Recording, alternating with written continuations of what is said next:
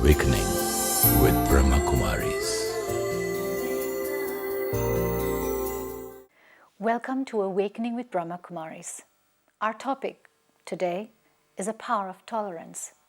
We've heard very often about lactose intolerance, wheat intolerance. But has the soul lost its power of tolerance? Have we become like the plant, touch me not, so sensitive that if you touch me or hurt me, you will hear from me? What happened to this power of the soul? We are delighted to have Sister Jayanti on this particular topic. Welcome, Sister Jayanti. Hello, Om Shanti. Sister Jayanti, what is tolerance? In a very simple way, maybe tolerance could be described as acceptance. And you can see how we have become very, very intolerant. I see how intolerance has led to a huge increase in domestic violence. It's led to road rage. It's led to office rage. It's led to war between neighbors. Intolerance has spread to race and religion so that we don't understand each other and we're afraid, and so there's discrimination. And so yes, it's a situation in which there's a lot of aggression simply because we are not able to tolerate anymore. What you said is so true. It rages across so many different aspects of a person's life, from individual to national. What image would you put to this? There's a beautiful image we use, and that's that of a tree, and a tree laden with many, many fruits. And here's a little boy who comes along, and he throws a stone at the tree, and the tree doesn't throw stones back in return, but instead the tree is able to give its fruits. And so the tree has the capacity to be able to tolerate and give fruits to the little boy. If I were to increase my power of tolerance, where do I go from within me? Think about this image again, and you'll see that when there's many fruits on the tree, then there's a capacity to be able to give the fruits and nothing else.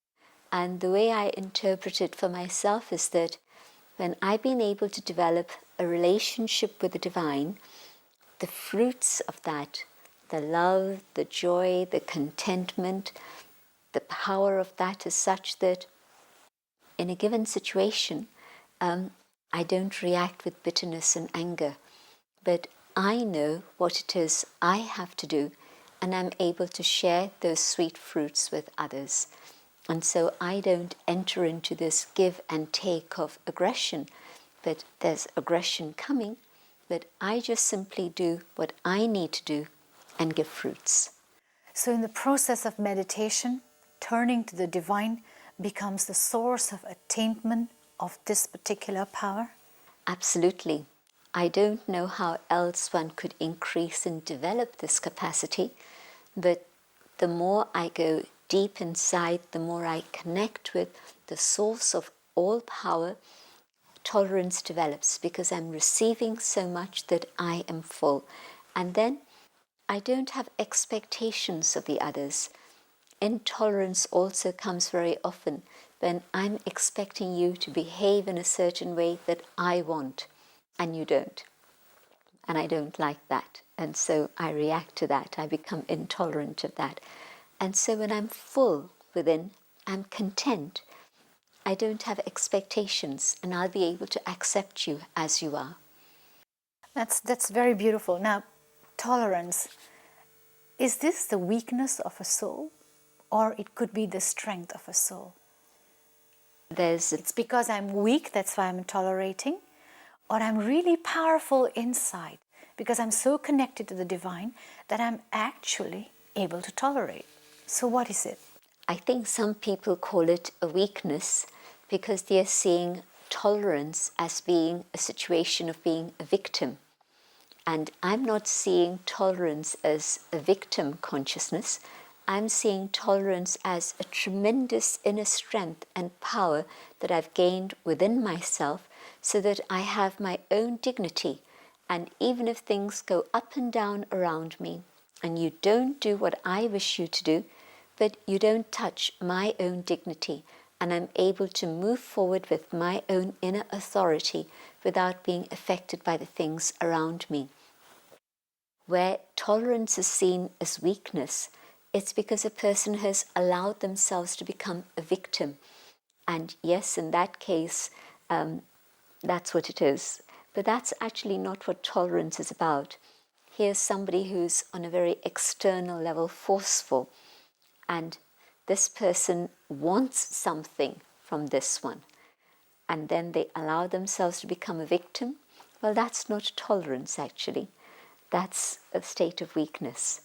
But in tolerance, I have a strength inside that carries me through difficult circumstances. Taking this into a practical level, when a boss walks into an office and he sees his colleagues working, he's arrogant, he's rude, he needs to get things done, however unrealistic they may be, however time-consuming it may be, as subordinates, you tolerate, but internally, I don't think they have respect for their boss. I'm seeing that in that particular situation, it's not a question of tolerating that person's anger, but I need my salary at the end of the month, and so this is why I'm willing to accept it. But if tomorrow somebody offers me another job, maybe with even less salary, or maybe with more, whatever, but I'll make a choice and I'll get out of that situation. So a boss who exercises force and anger to get his own way doesn't win the trust of people, doesn't have the respect of the people who are working with him, and certainly there's no loyalty in that relationship. And yet if there's a person, and I've seen this happen in people, a person who runs 42 companies, and so you can imagine physically he's big and he's strong, and he's quite happy to share this story himself. And he says how when he used to walk into his office, people used to be scared and they obeyed him, not out of respect, but because they were scared of him. And he started meditating. And now he walks into his office and he's very calm. But everybody wants to meet him. Everybody wants to greet him. Everybody wants to communicate with him. And so what has happened now is that the work is happening beautifully, but he can even trust his people more to do the right things even when he's away. Otherwise, he had to be there to make sure everything happened on time and in the right way, because when his back was turned, nothing would happen right. So can I say then that if you tolerate out of compulsion, or if you tolerate because you are afraid in that relationship, your tolerance is a victim form of tolerance? That isn't true tolerance. That's a situation in which I'm suppressing my feelings and emotions, and yes, I am a victim. Here's an angry boss, and I don't get upset with his anger, and I have my own limits about what it is I need to do. I do my work with integrity, not just simply because he's there, but I do it because I need to do it, I want to do it. And so whether he gets angry or not isn't going to disturb me. Now that is tolerance. But if I'm simply suppressing my feelings and my emotions, then the moment his back is turned, I'm going to erupt and talk badly about him. And this happens often. The length of tolerance. How long should I tolerate for? At the end of the day, I have to keep my self-worth and my self-dignity. I would need to make my own point of view across. Because at the moment, our tolerance is really like the snap of a rubber band. You go that much and then you snap. So how do we do this? How do we make our point across? There's a few different issues that have come up in your question. And one is that if really it's a situation in which it's challenging, maybe for example, let's take climate. It's very, very hot and I don't have air conditioning. Now, am I going to say, I'm not going to do the job I'm supposed to do? Am I going to say, well, unless the boss puts in an AC, I'm going to walk out? it's the way of the world. Today it's hot, tomorrow it'll be cold. And so let me be able to develop my capacity to accept external situations and say, it's okay. It's a mental adjustment I need to make to allow my physical body also to be able to adjust. So in that case, I don't think it's a question of 1 day, 2 days, 3 days. But I have to say, it's fine. For as long as the heat lasts, it'll be okay. I have to find ways of dealing with it mentally and also physically also. Yes, keep a glass of cold water by your side if that's what's going to help you, or whatever it is you need. Another situation where, say for example, here's a woman who's tolerating violence. I think she has to have enough self-respect, enough inner power to be able to say, do I want to carry on with this? Or do I have an alternative? What are my alternatives? And tolerance power doesn't mean that you keep accepting violence. That's not what tolerance is about. It means I'm increasing the sin that's accumulating. I don't want to be part of that. What are my alternatives? I can say very clearly that these are the conditions under which I am willing to stay and live together. Otherwise, yes, the alternative, yes, maybe it's a question of financial dependency also, but I have to be ready to face that. Tolerance means if I'm able to accept something, it mustn't be something that's out of line with my principles. If I compromise my principle, then that's not tolerance. I'm not tolerating. No. If it's a question of choice and preference, you prefer this, I prefer this, you prefer a Chinese meal and I'd rather have Indian, it's okay, never mind. I can tolerate that, it's not a big deal. Tomorrow we'll have something else instead. But let me adjust with you and say it's okay. But when it's a question of principles, then I have to say, this is the line, and I'm not going to go out of that. I'm not going to cross that line and go beyond it. As a student of meditation, now that we've understood how to go within, how to use the power to back up, how can I increase this power of tolerance? I have to connect with the one above so that then I'm able to increase my inner power and my inner capacity. So the things that I couldn't tolerate before, I'm able to manage and survive with that. Say, for example, there's a neighbor who's not such a friendly person. And before I used to get very irritated about this person. We're living next door to each other and he won't even speak. And so that irritation comes about as intolerance. But now I say, okay, he likes his own solitude. It's not a problem. Let me be able to accept that. And so the power of acceptance grows because I have no expectation anymore of anything from outside. I'm filled to the point where I don't need anything from that person. I see a connection between the power of tolerance and acceptance. Could I then just say that I'm just accommodating your differences? Yes, we have an interesting image for the power of accommodation, and it shows how many streams come from many different directions and they all merge into the ocean, and the ocean's able to accommodate all of them. And so my inner capacity also develops to the point where many different varieties of people, of backgrounds, of personalities, and I'm able to accept them all because fundamentally I learned to have respect for each one of them. And so, in a sense, beyond tolerance is the ability to be able to accommodate. So the sign that says accommodation to let, which means I make my heart big enough to accommodate your misgivings, to accommodate differences in people, to accommodate their defects, and hopefully people would be able to accommodate me.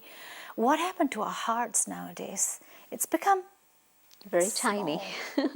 Our hearts have shrunk. And I think it's because we had huge expectations of others, and those expectations haven't been fulfilled because souls are empty today. One of the things we notice about today's world is that there's a spiritual bankruptcy. There isn't any strength within the soul anymore. And so we find it very difficult to tolerate. We find it impossible to accommodate others. We no longer have that respect for others around us. I like the image that you spoke and combined it together, the power of tolerance with the power to accommodate. It seems there are two sides of the same coin. And the image that you expressed was different rivers meeting up into the ocean. The ocean takes in a lot. So do I have to be someone like that ocean, able to take in everyone's nonsense? Maybe you look at it a different way. If I'm connected with the one above, the one who is the ocean, God has been able to accommodate me with all my failings and weaknesses, but also strengths. And so staying connected with God, I look for the strengths of others rather than thinking of it as nonsense. Because every human being does have two sides to their nature. And where I become intolerant or unable to accommodate somebody is because I'm focused on only one aspect, and my vision becomes broader, my heart is broader, bigger, and so then I'm able to see the good that they have. And yes, they have their weaknesses, but I have mine, and I still am able to take God's love. And so let me be able to share a little of that love and respect with them. I think this idea of God being able to accommodate you the way you are, as you are, is very humbling. And I think this connection with God enables you to be humble enough to make space for others in your life, isn't it? Correct. Yes, there's space there. The idea of patience, where does this particular virtue fits in? Tolerance very definitely is connected with patience, in the sense that here's a child playing mischief, but I tolerate it because I know that the child has a good heart, and there'll come a time when the mischief will finish, and it's okay. The child will learn, will grow and mature. I can't expect an 8-year-old to behave like a 15-year-old. There's going to be a process of maturing that happens. And so 8 years old and I'm getting impatient with them, I'm losing my tolerance with them, well, that's wrong on my part. And so let me have the capacity to be patient and tolerant and know that things go at their own time and their own speed. Sister Jayanti, you added one more power. From the power of tolerance, you added to the power of accommodation. What is the difference between the two powers? I see that it's a progression. And so first I learn to tolerate, and I'm able to share my sweet fruits, those of the things I have attained. But think of that image of the tree. And when the little boy throws a stone, there's a scar that remains on the tree. And so although the fruits are being given, the tree has been left with a scar. And so when I'm tolerating, then there's something that stays within me. Because yes, I'm accepting, but it's at a price. And when I go even beyond tolerance, then I come to the power of accommodation, of being able to accept completely. And when the river flows into the ocean, there's no more division there. You can't say that this is where the river ends and this is where the ocean begins. This is the water of the river and this is the water of the ocean. It's merged within that. And so tolerance means that I still carry a little bit of the memory that you had hurt me. I'm tolerating it, I'm accepting it, but I still carry a bit of that memory. But accommodation, to be able to accept completely, I've forgotten that you've even done something. And so my heart is big and generous enough to simply accept and be able to be flexible enough to move as this the need is as the season goes, as nature goes. I can't imagine but think of one beautiful analogy. Could I easily say that the power to accommodate is something like a clay that the clay remains a clay, but it's molded, which means you are as I am, and people are able to work with me. Have you noticed that there are some people in a company who everybody can work with? Is it because they have this ability? Yes, absolutely. I'm able to be flexible and accommodate different ideas, different perspectives, and there isn't the ego of being stuck somewhere, but I'm flexible and I can accommodate. So this seems to be a very important leadership quality. From tolerance to acceptance and accommodation, yes, that's the way in which I can truly be the master of the self. And when I can be the master of myself, then I can be a leader for others too. I can show the way, I can lead. That's very beautiful. Please, could you take us to an experience using the power of tolerance and the power to accommodate?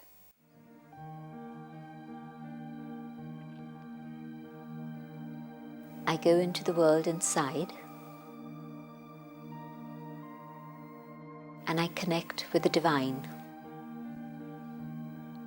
the source of power, of love. And as I fill myself with both these qualities, my heart expands.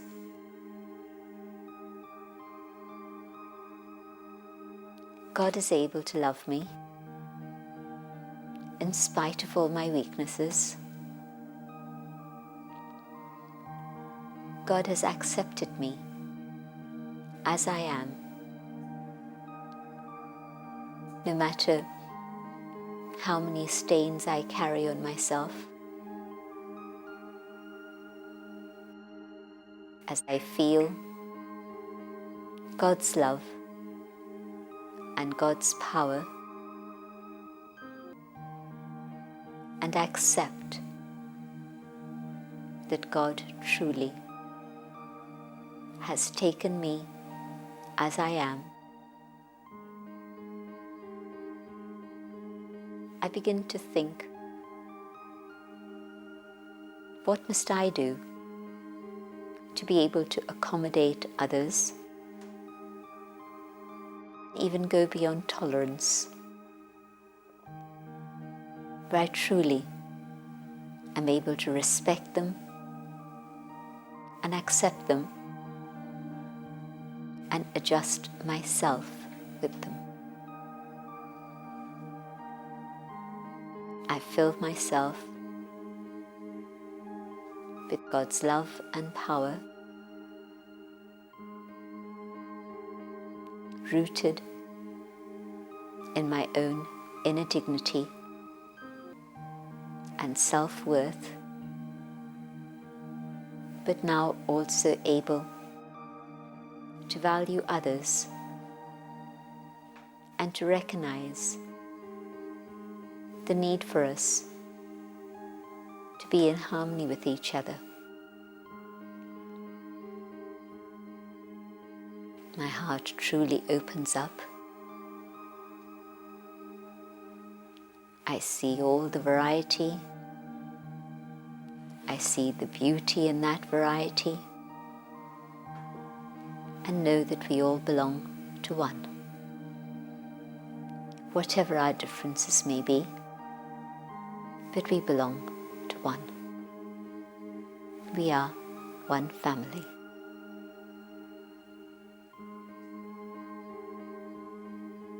Holding God's love and power within myself, I can feel that love reaching out across the universe, igniting hope in human hearts.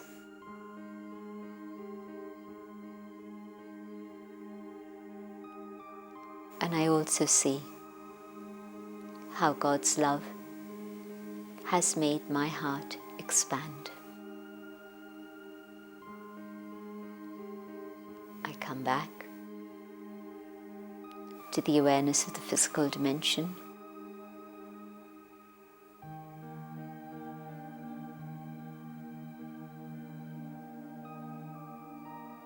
And I keep this openness of spirit and generosity of heart myself.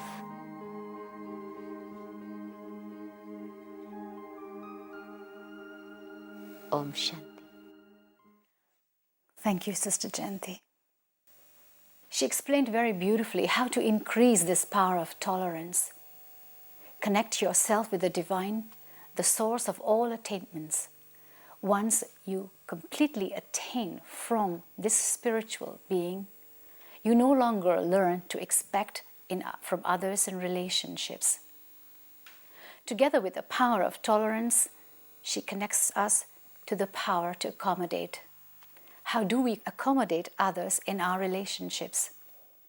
Turn towards God. Think for that moment when you found Him.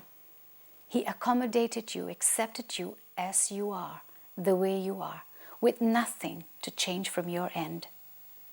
Perhaps we can find ourselves generous enough to accommodate and accept others as they are. Please feel free to call us or email at this address. If you wish to discuss your problem or have a question to ask or want to know your nearest Rajyoga Meditation Center, call us on 099 99 744 555. Thank you for joining us. Om Shanti Om. I'm a peaceful soul. Om Shanti Om. I'm a peaceful soul. Ye Dwani Mangal Dwani hai. Om Shanti Om. This sound